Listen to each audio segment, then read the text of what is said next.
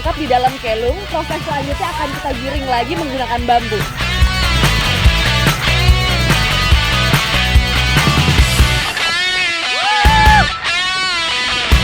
Wah, kerbau-kerbau ini sudah tidak sabar untuk mencari makan.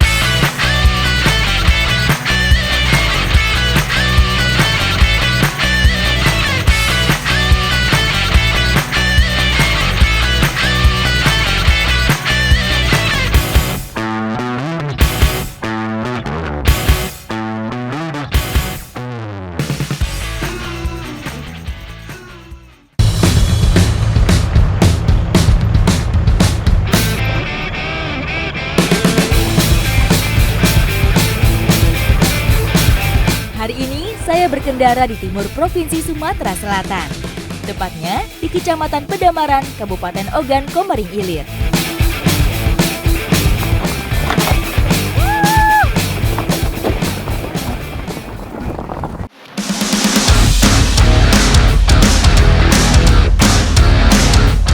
Setelah perjalanan panjang dari Jakarta, akhirnya saya tiba juga nih di wilayah Pedamaran. Di sini banyak banget hal yang bisa saya eksplor.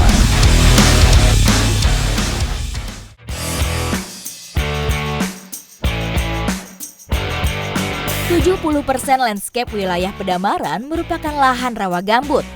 Luasnya mencapai 120.000 hektar.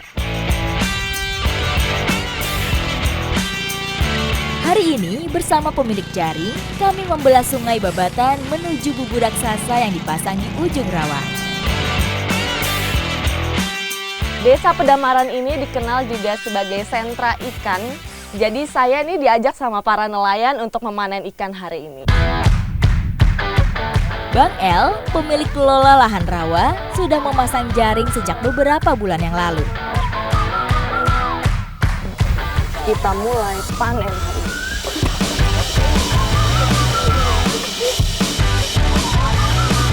Sebelum dibuka, lahan ini berupa rawa yang tertutup tumbuhan liar. Wah! Belum apa-apa udah jatuh, Pak. Gimana nih Pak caranya, Pak? Masyarakat Pedamaran menyebut cara seperti ini dengan sebutan ngesar, yaitu menggiring ikan dari hulu menuju kilung yang dipasang di hilir. Nih, udah kita dapat, Ra. Daripada giringan. Ini nama ikan apa, Pak? Itu sapil. Ya! Lepas lagi. Nggak apa-apa lah, Pak. Masuknya ke dalam jaring. Iya. Jaring digeser dari dasar hingga ke permukaan, sehingga tidak memberi celah ikan untuk kabur. Rawa merupakan habitat beragam makhluk hidup, mulai dari yang dicari sampai yang dihindari. Bapak kenapa, Pak? Apa? Yang Jadi di sini juga kita selain harus memiliki tenaga yang cukup, tapi kita juga harus berhati-hati karena banyak sekali pacat atau lintah di sini. Contohnya Pak UU ini baru saja terkena pacat. Wah, ini dia lintah yang menggigit Pak UU. Sakit ya, Pak? Lumayan. Gatal. Wow, Ra, ini Ra dapat lagi kita ikan, Ra. Dapat, Pak. Wah, ini Ra ikannya, Ra. Wah, dapat ikan apa ini, Pak? Ini tebakang, Ra. Tebakang. Wah, si Bapak dapat ikan tebakang. Wah.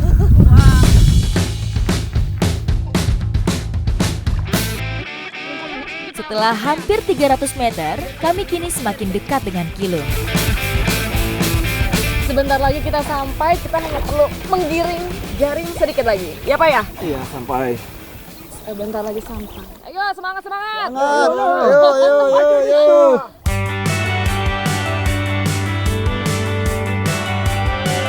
Kilung merupakan perangkap raksasa, dibuat dari jaring berbentuk letter U yang memanjang.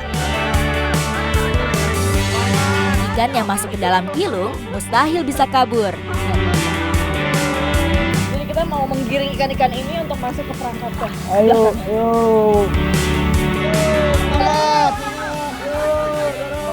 Tarik.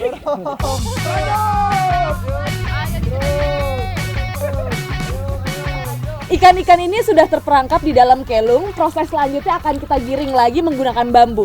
Bapak itu sudah siap di sana. Ayo Pak! Tarik. Setelah sampai, mulut kilung kemudian diangkat.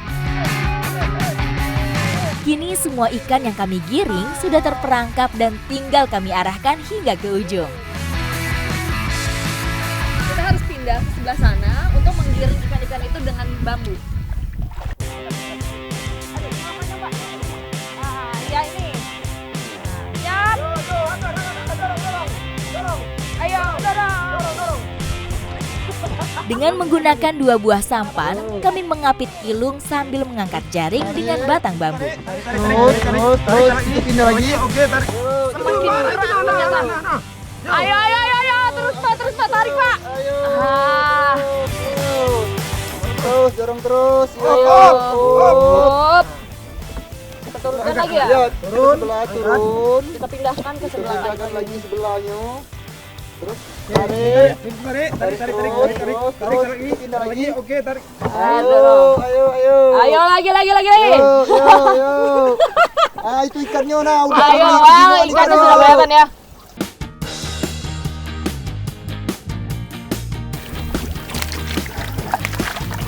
Setelah dibersihkan dari rumput dan lumut, kini kami tinggal memindahkan hasil tangkapan ke dalam baskom. Ikan-ikan di sini sangat beraneka ragam. Contohnya ini salah satunya. Ini ikan apa ya Pak? Ini ikan puta.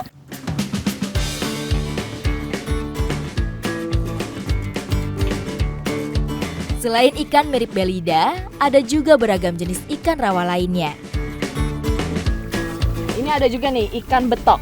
Tapi mayoritas tangkapan kita hari ini adalah ikan-ikan khas Sumatera Selatan, yaitu ikan tembakang dan juga ikan sepat. Pedamaran salah satunya dikenal sebagai lumbung ikan di Kabupaten Ogan, Komering Ilir. Ratusan ton ikan air tawar mampu dihasilkan para nelayan kawasan ini dalam setahun. Nah, ini saya menangkap buju ikan khas dari daerah sini lagi. Cantik ya. Ada coraknya seperti itu. Dan ini ukurannya masih kecil ya Pak ya? Masih kecil itu ukurannya. Dia masih bisa tumbuh Masih besar kecil, lagi. lebih gede lagi. Ini yang ukuran kecilnya.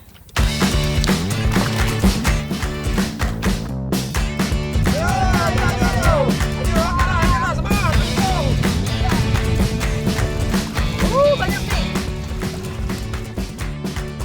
Nah, ini dia salah satu kegiatan dan mata pencaharian warga Desa Pedamaran. Setelah dipanen seperti ini biasa dibawa kemana ya Pak? Ke pengepul. Ke pengepul ya? Ke pengepul. Setelah dipanen biasanya warga langsung membawa ke pengepul. Ikuti jejak saya. Jejak Pedamaran.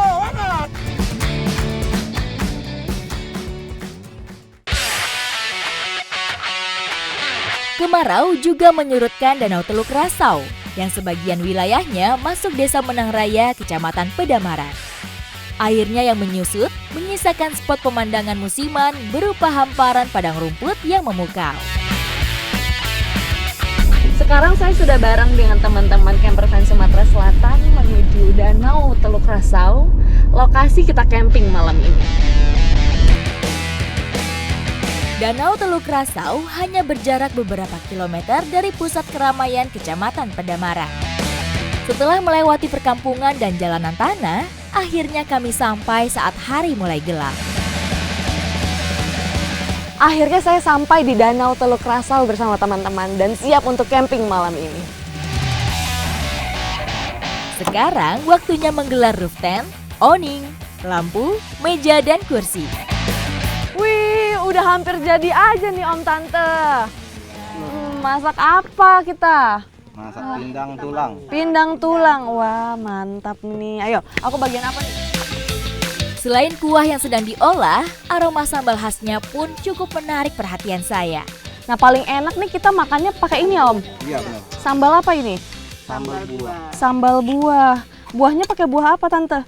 Ini pakai buah macang. Buah macang. Wanginya.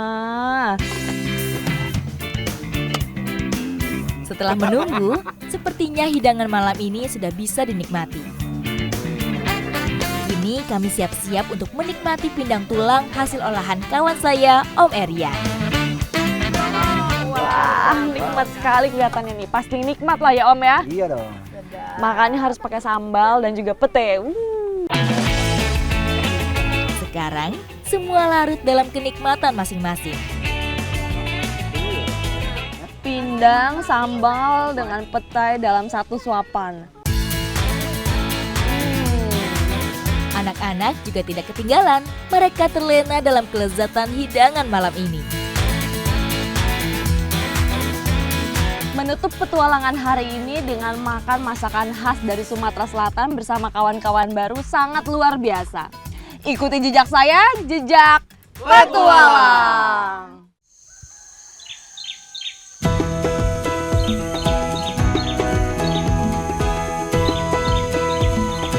Danau Rasau berselimut kabut pagi menjadi pemandangan pembuka saya hari ini. Airnya yang bersih terasa menyegarkan ketika menyapu kulit wajah saya.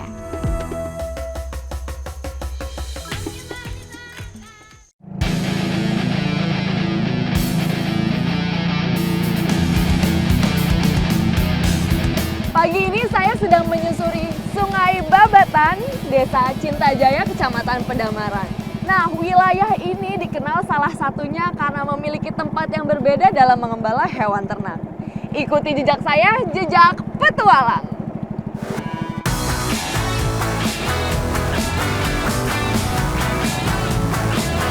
Perahu yang saya tumpangi bergerak ke arah timur, menuju Danau Air Hitam, atau dalam bahasa Pedamaran disebut Lebak Air Hitam. Nah, sekarang kita sudah memasuki wilayah Danau Air Hitam. Kelihatan banget kan perbedaan warnanya tadi dari Sungai Babatan dan ini Danau Air Hitam. Terlihat jelas perbedaannya. Kawasan rawa bagi warga Pedamaran bukan hanya menyediakan ikan air tawar yang melimpah, tapi juga menjadi ekosistem ideal bagi salah satu ternak mereka.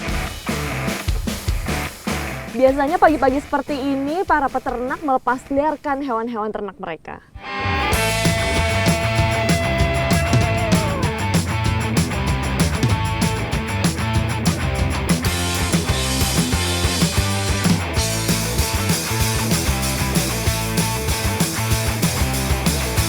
Selamat pagi Pak Agwan. Sehat Pak? Sehat. Pak Agwan adalah salah satu peternak kerbau pampangan, kerbau lokal Sumatera Selatan. Dinamakan kerbau pampangan karena jenis kerbau ini berasal dari Kecamatan Pampangan, Kabupaten Ogan Komering Ilir. Bersama istrinya, dia membangun pondok dan kandang di tengah rawa untuk memelihara puluhan ekor kerbau. Sekarang waktunya kita melepas kerbau karena ini udah waktunya mereka. Wah, banyak banget mereka. Kurang lebih 50 ekor. Ayo Pak, kita lepas Pak. Setiap pagi, dia akan melepas liarkan kerbau-kerbau ini untuk mencari makan. Wah, kerbau-kerbau ini sudah tidak sabar untuk mencari makan. Wah. Biasanya sekarang ini mereka berendam dulu atau mencari makan Pak? Berendam dulu. Berendam dulu ya? Tapi di depan bukan di sini. Oh, di depan. Kira-kira berapa lama Pak mereka berendam tuh? 1 hari. 1 hari? Iya. Saking banyaknya kerbau yang dipelihara, Pak Agwan membagi hewan ternaknya dalam 2 kandang yang terpisah. Sekarang kita mau menuju kandang satunya lagi untuk melepas kerbau-kerbau yang ada di sana ya Pak? Iya, iya.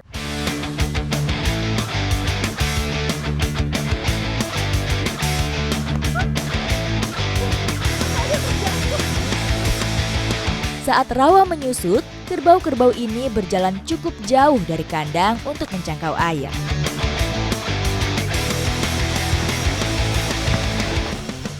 Salah satu ciri khas kerbau pampangan yaitu gemar berenang dan menyelam. Begitu pula saat mencari makan, ia akan menenggelamkan badannya sambil mulutnya tidak berhenti mengunyah. Ternyata yang ikut makan tidak hanya kerbau, tapi ada burung-burung juga yang sedang makan kutu di punggung kerbau. Secara alamiah, kerbau termasuk salah satu hewan yang tidak tahan panas. Tubuh kerbau memiliki sedikit kelenjar keringat, sehingga berendam merupakan cara paling ampuh untuk menjaga suhu tubuhnya tetap normal. Walaupun anaknya masih terbilang sangat belia yaitu 2 bulan, tapi sudah bisa berlama-lama di dalam air.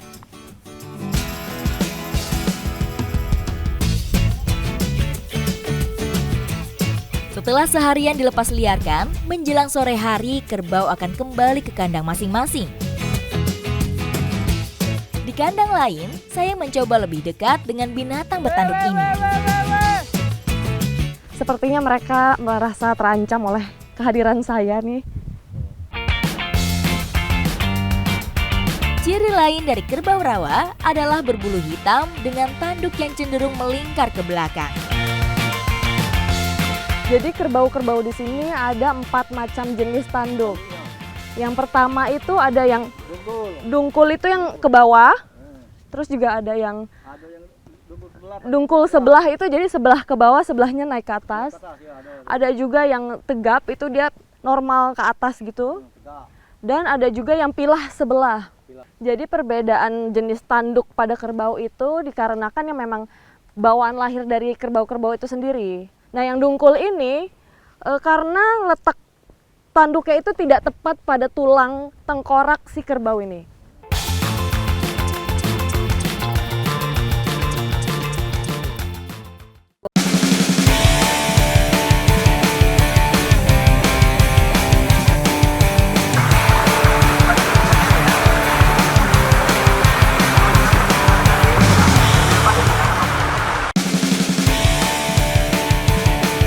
Putaran roda camper van membawa saya 25 km menuju ke utara Kabupaten Kudus. Dengan akses jalan yang mulus, perjalanan dari pusat kota saya tempuh selama 30 menit. Sekarang saya menuju daerah namanya Rejenu dan saya akan rappling di sana. Berhubung lokasinya ini belum pernah dipakai rappling, jadi bakal seru banget dan dengar-dengar katanya bakal ekstrim banget.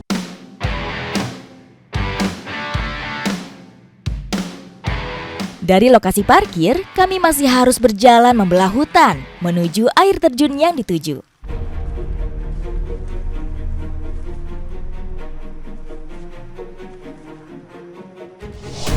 Nah, kita harus berjalan kurang lebih selama 30 menit dengan medan seperti ini nih.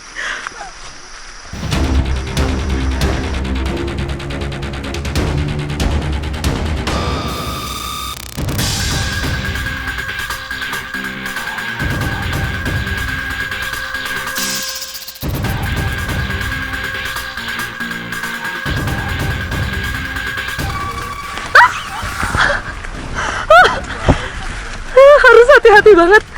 Saya barusan aja hampir kepleset karena tanahnya tuh lumayan licin dan juga lihat tuh kontur tanahnya sangat miring. Jadi kita harus berpegangan erat sama kayu-kayu ini nih.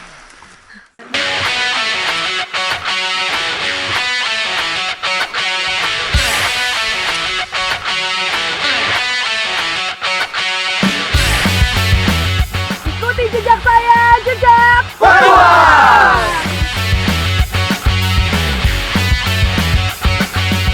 rappling ke bawah sana tuh.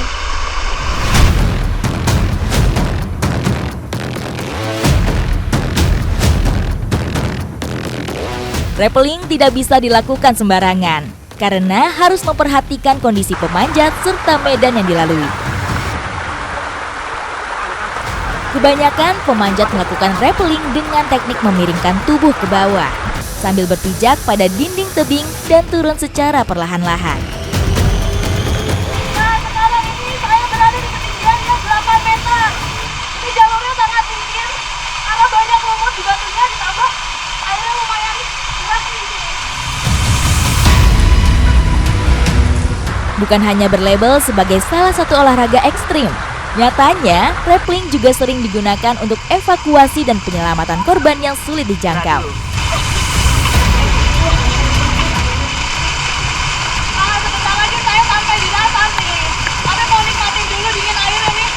Sedang istirahat di sini nih. Nah, air ini karena sebagai sumber mata air di desa bisa langsung diminum. Segar. Menuruni tebing dengan teknik rappelling ternyata sangat menguras tenaga. Selain itu, saya juga harus tetap fokus mengatur keseimbangan dan kecepatan turun.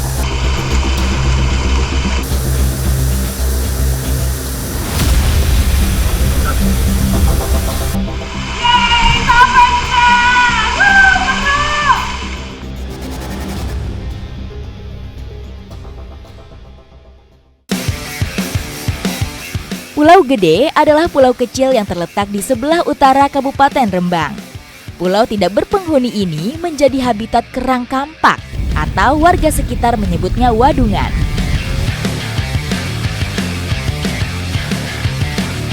Cara ngambil wadungannya itu harus digoyang-goyangkan karena memang separuh badannya itu terendam oleh pasir dan juga karang. Nah, jadi pasir-pasir di sebelahnya tuh harus digali-gali juga biar dia lebih mudah terlepas. Kerang merupakan hewan akuatik. Mereka menetap di dasar air, membenamkan tubuhnya di dalam pasir lumpur atau menempel pada batuan karang. Dalam mencari wadungan itu pergerakannya harus tenang supaya airnya tidak keruh karena pasir atau lumpur di dasar itu naik ke atas. Nah, kalau jernih kayak gini kan mempermudah untuk mencari wadungannya.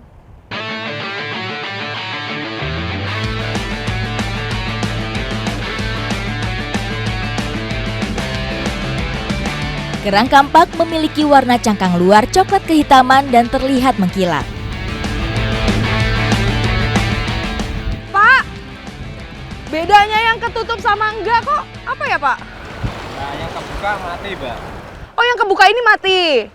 Oh, jadi yang kami ambil itu yang kerangnya masih ketutup seperti ini nih. Karena yang udah kebuka, tuh. Ini tandanya kerangnya udah mati. Dan secara berat pun berbeda. Yang sudah mati itu ringan sekali, sementara yang masih hidup berat. Jadi kita ambil yang masih tertutup.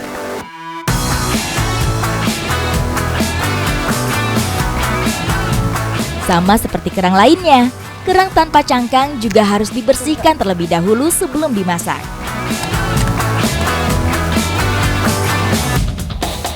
Jadi ini perbedaannya yang jantan sama yang betina nih. Yang betina itu lebih besar ukurannya dan dari warna pun juga berbeda. Jadi yang betina itu ukuran dari luarnya tuh kecil tapi isinya besar seperti ini. Sementara yang jantan memang ukurannya jauh lebih besar tetapi isinya tuh lebih sedikit. Nah, bagian yang bisa dimakan itu kalau betina bisa semuanya dimakan. Sementara kalau yang jantan, yang putih-putihnya ini nih.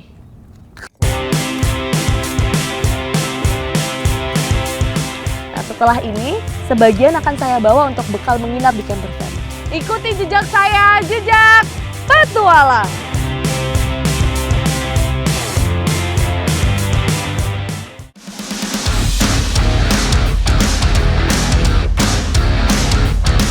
Setelah berpisah dengan Pak Warto, saya kembali melanjutkan petualangan ke Desa Jerahi, Kecamatan Gunung Ungkal, Kabupaten Pati, Jawa Tengah. Selain untuk menikmati wadungan yang sudah saya dapat, rencananya di lokasi ini saya akan menggelar tenda.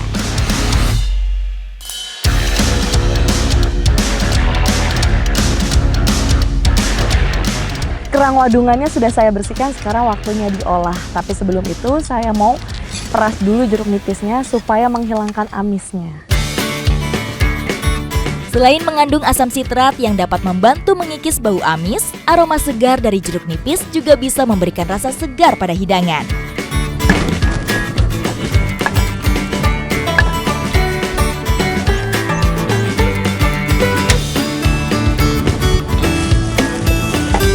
Bumbunya udah harum, sekarang tinggal dimasukin saus-sausnya.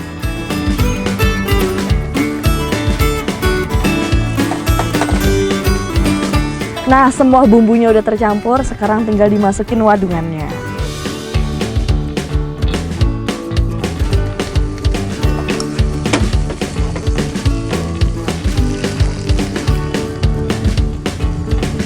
Tidak perlu waktu lama hingga kerang matang dengan sempurna.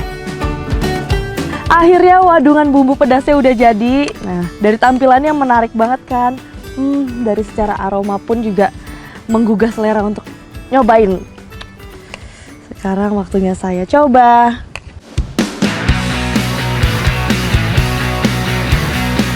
Kerang kampak memiliki daging yang cukup tebal. Dagingnya mengandung vitamin yang berguna bagi tubuh manusia, yaitu kalsium, magnesium, dan selenium. Ketiga nutrisi ini dapat membantu untuk meningkatkan kesehatan tulang. Seafood yang memiliki aroma khas itu memang cocok banget dipadukan sama bumbu yang pedas seperti ini, karena untuk menutupi bau amis dari seafood itu sendiri. Nah, makanya cocok banget dibikin bumbu pedas seperti yang saya buat ini nih. Jadi nggak salah nih olahan saya kali ini.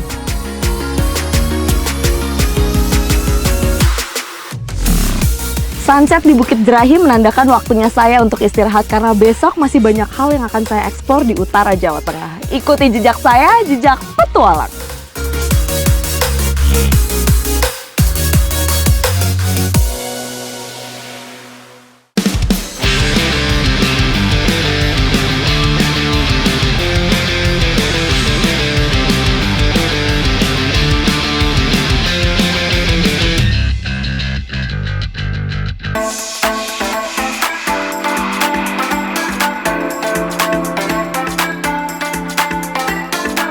Gunung Muria masih berselimut kabut pagi. Udaranya yang sejuk membuat saya semakin bersemangat memulai aktivitas hari ini.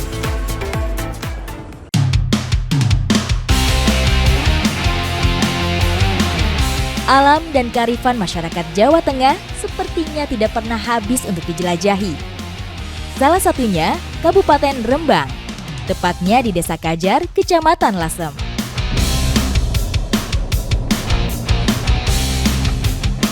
Sampai juga saya di perkebunan mawar karena hari ini saya mau panen mawar di Desa Kajar, Kecamatan Lasem.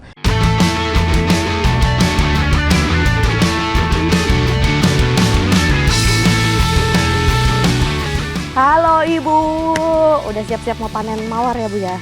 Nah, ini caping sama keranjang ya Bu? Iya. Oke deh.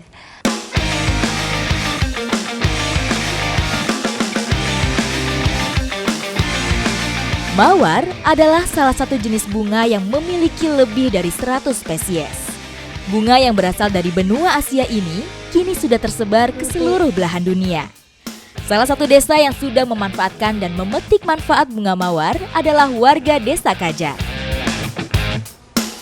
Hati-hati nih, karena memang mawar itu kan tanaman yang berduri ya. Jadi suka nyangkut-nyangkut gitu. Waduh.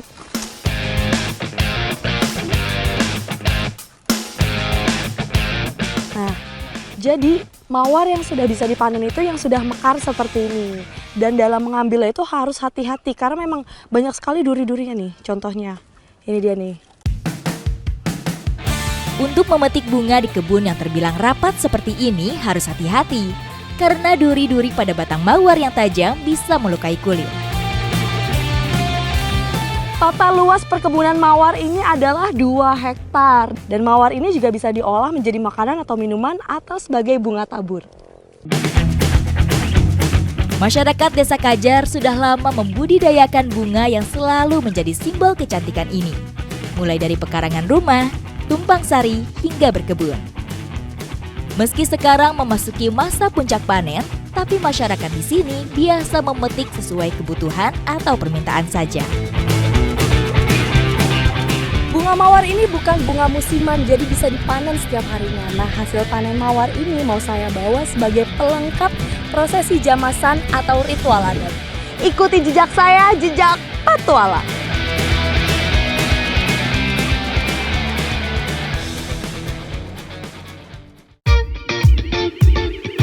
Masyarakat Kecamatan Lasem masih terus melestarikan budayanya di tengah gempuran era globalisasi. Dan kali ini saya mau mengikuti rangkaian proses pasca pernikahan yang masih mereka lakukan. Prosesi ini mengikuti adat pernikahan antara Dewi Windu dan Raja-Raja Sawardana sekitar abad ke-13. Saat itu, Lasem masih ada hubungan dengan Kerajaan Majapahit yang ada di Mojokerto. Saat ini adalah prosesi pemberkatan yang dilakukan oleh seorang resi atau sesepuh. Tujuannya adalah agar pengantin ini selamat.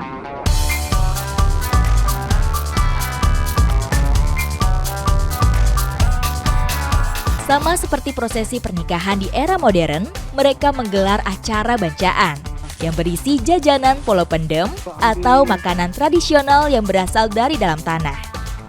Zaman dulu, makanan yang diperebutkan ini termasuk makanan mewah karena mereka belum mengenal olahan yang terbuat dari tepung.